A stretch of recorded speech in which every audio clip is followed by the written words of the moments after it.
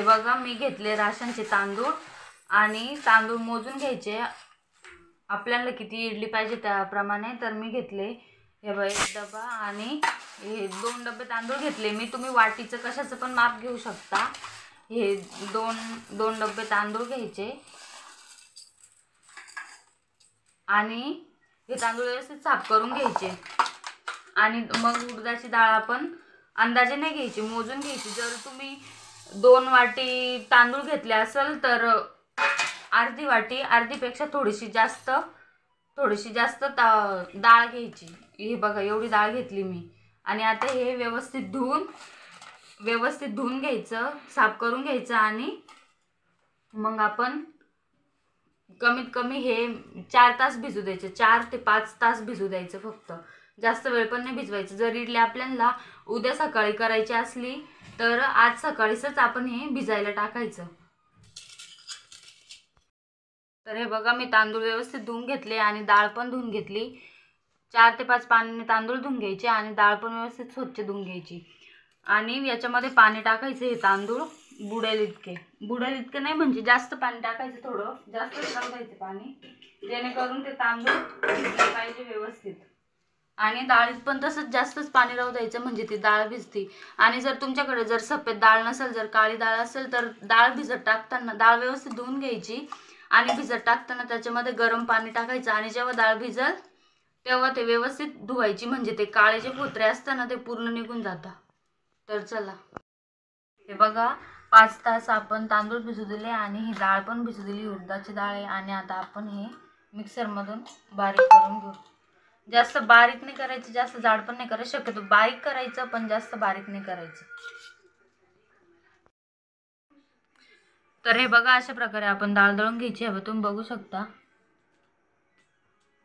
हे बघा अशा प्रकारे डाळ दळून घ्यायची आहे पूर्ण. हे बघा हे तांदूळ दळून घ्यायचे आपण. आता तांदूळ दळत असताना हे तांदूळात जे पाणी असतं ना, आपण चांगलं पाणी टाकलेलं असतं तेच घ्यायचं तांदूळ दळत असताना. जास्त पातळ नाही दळायचं, मिश्रण जास्त पातळ नाही करायचं. तर हे बघा आपण तांदूळ दळून घेतले, अशा प्रकारे दळून घ्यायचे तांदूळ. हे बघा आपण तांदूळ आणि उडदाची डाळ दळून घेतली व्यवस्थित. आणि आता ते व्यवस्थित असं मिक्स करून नॉर्मल थोडं पाणी टाकायचं. मी दळताना पाणी जास्त टाकले त्यामुळे आता जास्त पाण्याची गरज नाही, तरी पण थोडंसं पाणी टाकायचं. हे जे मिश्रण आहे ना ते जास्त पातळ नाही करायचं, ते जास्त पातळ झालं तर इडली व्यवस्थित फुगत नाही. त्यामुळे बघा हे बघा असं ठेवायचं. आणि तसं सकाळी इडली बनवत असताना आपल्याला जर वाटलं की जास्त घट्ट आहे तर त्याच्यामध्ये आपण पाणी पण टाकू शकतोय, पण रात्री तर पाणी थोडंसंच टाकायचं. तर हे बघा आता हे मिश्रण पूर्ण रात्रभर भिजू द्यायचं, एकदम पॅक झाकून ठेवायचं.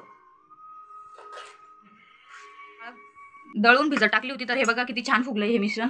हे बघा एकदम छान फुगलंय हे मिश्रण. आणि थोडंसं घट्टच राहू द्यायचं, जास्त पातळ नाही करायचं. पातळ केलं तर ते व्यवस्थित होत नाही, इडली फुगत नाही. हे थोडंसं घट्ट आहे त्यामुळे मी त्यामध्ये टाकते थोडंसं पाणी. लागतं पाणी टाकायचं, नाहीतर पातळ झालं तर मग व्यवस्थित येत नाही. आणि याच्यामध्ये मी अजून काहीच नाही टाकले, सोडा पण नाही टाकला आहे आणि मीठ पण नाही टाकले. ज्यावेळेस आपण इडली बनवू ना त्यावेळेस त्याच्यामध्ये सोडा आणि मीठ टाकायचं. तर चला आपण इकडं इडलीच्या भांड्यामध्ये आपण पाणी टाकू, पाणी गरम करू. हे बघा एवढं पाणी टाकलं मी.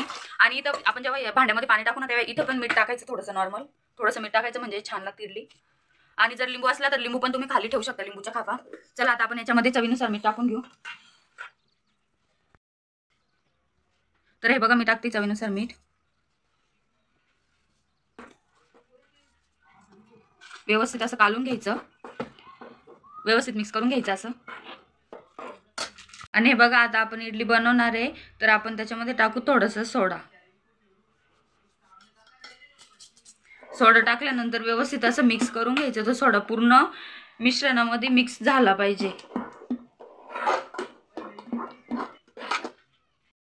हे बघा मी किती घट केलं, किती पातळ केलं तुम्हाला दिसत असेल. जास्त पातळ पण नाही करायचं.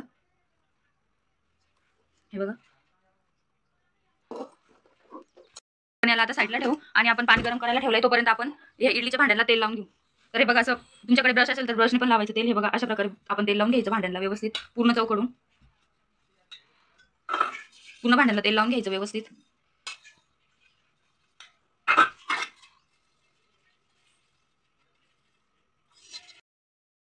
तर हे बघा पाणी गरम झालंय आणि आता आपण इडलीचं मिश्रण आहे ते आपण इडलीच्या भांड्यामध्ये टाकून घेऊ. हे बघा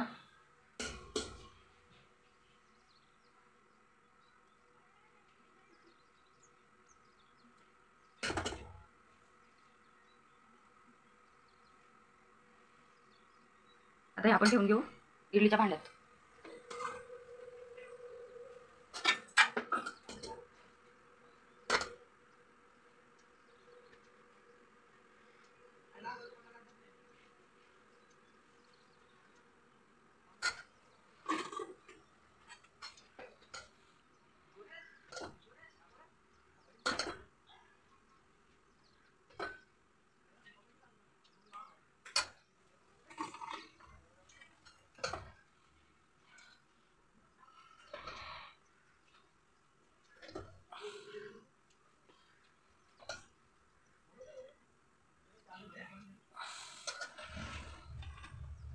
तर हे बघा आपण सर्व प्लेटांमध्ये आपण इडलीचं मिश्रण टाकून घेतले. आता आपण याला झाकून घेऊ. आता हे कमीत कमी मिश्रण मीडियम गॅसवर 15 मिनिट होऊ द्यायचं.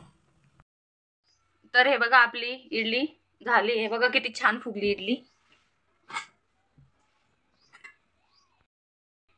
हे बघा किती छान फुगली इडली, गरम गरम आहे. आणि आता ही इडली आपण अशी काढून घ्यायची.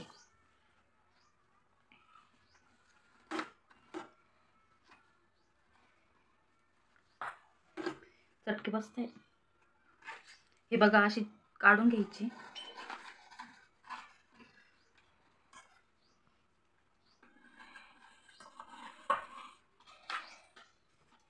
किती छान पांढर शुभ्र झाली बघा आपली इडली. काहीच नाही टाकलंय मी. हे बघा किती छान फुगल्या इडल्या, एकदम छान, एकदम छान पांढर शुभ्र जाळीदार. हे बघा किती छान जाळी आली त्याला, जाळीदार झालं एकदम छान. हे बघा एकदम मऊ आहे. हे बघा आपली इडली रेडी झाली आहे. एकदम छान पांढर शुभ्र बनली आहे. थंडीचे दिवस आहे तरी पण हे बघा किती फुगली इडली.